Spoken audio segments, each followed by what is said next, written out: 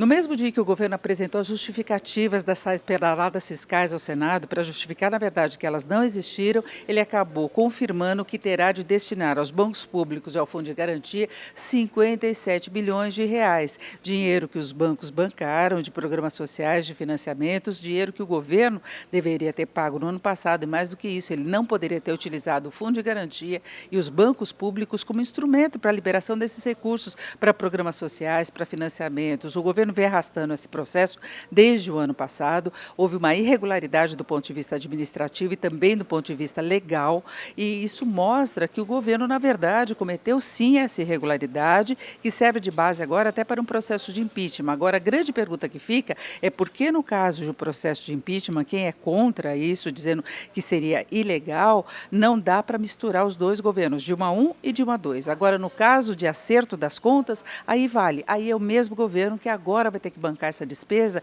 confirmando o maior rombo da história. Em vez dos 117 bilhões que se pensava na semana passada, agora já subiu para 120, antes era apenas 50, depois foi subindo.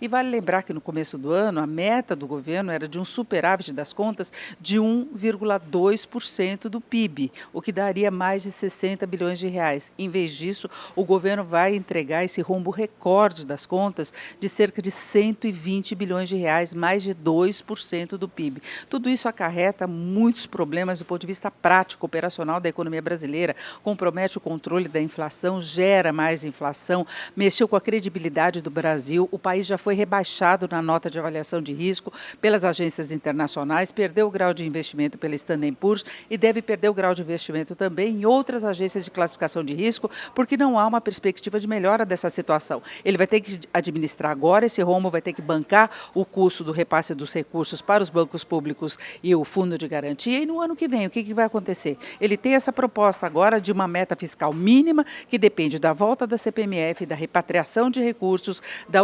utilização de recursos destinados a parlamentares para programas relacionados ao PAC. Será que ele vai contar com todo esse apoio político? A gente ainda vê uma situação de conflito, a possibilidade de abertura, sim, de processo de impeachment contra o governo, a falta de apoio popular, as iniciativas no sentido de aumentar a carga tributária. Enfim, o próximo ano pode ser mais um ano de déficit das contas públicas.